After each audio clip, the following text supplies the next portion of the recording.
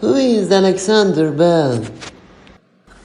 Alexander Graham Bell was born on 3rd of March 1847 and died on 2nd of August 1922. He was a famous scientist, engineer, inventor, and innovator, and was born in Scotland. He was credited with the first working phone patent and establishing the American telephone and telegram. His father, grandfather, his brother, but all of them participated in the field of talking and fluency. But his mother and his wife were of the deaf. That affected greatly his own life.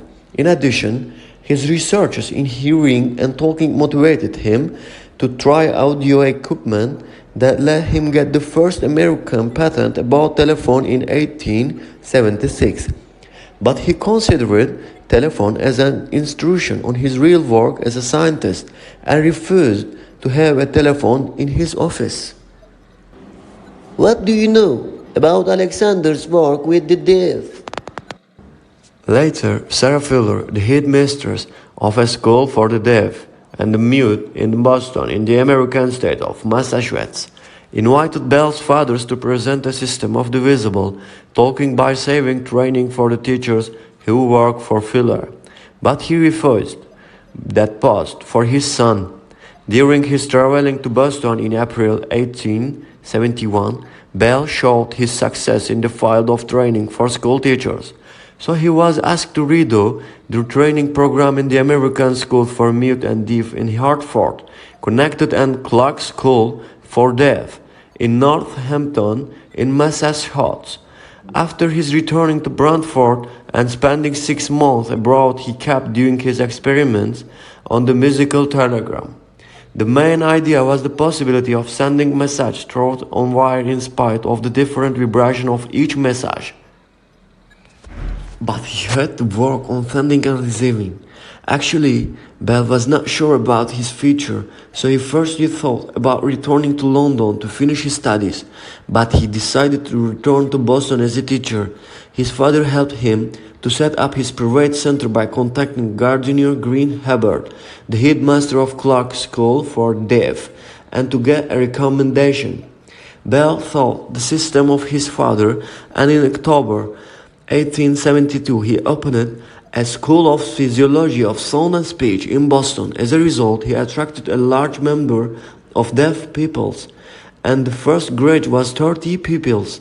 Through his work as a tutor, Helen Keller who joined his school when she was young, was the most famous pupils, and she could neither hear, see, nor talk. Later, she declared that Bell devoted all his life to break the inhuman silence which separates and estranges. In that time, many powerful people, including Bell, had a point of view that it must to get rid of deafness, as they thought that speech can be taught by resources and efforts, and avoiding using sign language, and therefore they will be able to integrate easily in the society, which excludes many of them. In many times, children were treated badly in many schools. For example, they tied the children's hands behind their backs in order not to use the sign language, the only language they know, and so they were forced to communicate through mouth. What do you know about the rise of Alexander to the office of inventions patents?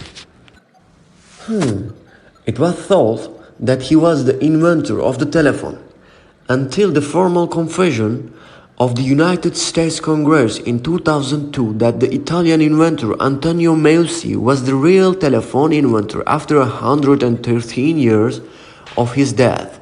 In 1889, the United States Congress declared officially on 11th of June 2002 that Meucci was the first inventor of the telephone idea. In the Council Report number 269, it sums up that Alexander Graham Bell invented the telephone depended on an invention idea found in a model of Antonio Meucci inventions.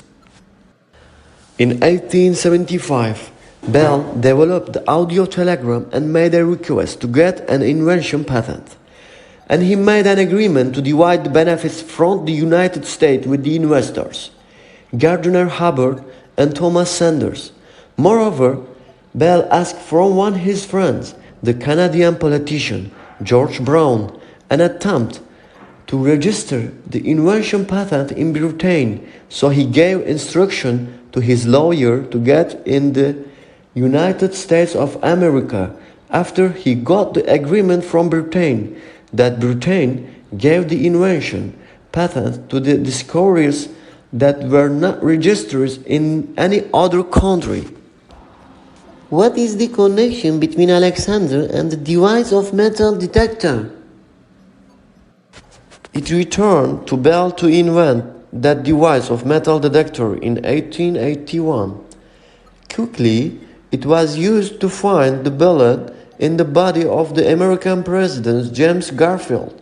As well, it was perfect in the experiments, but it failed to find the killer bullet because of the frame of the metal bed that the president's body was laid on, so it led to confusion to the device. In addition, doctors who were responsible for the operation doubted much on the device.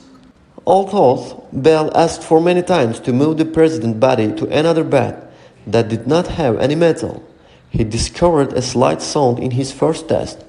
Another possibility that the bullet might have settled too deeply to be discovered with that simple device.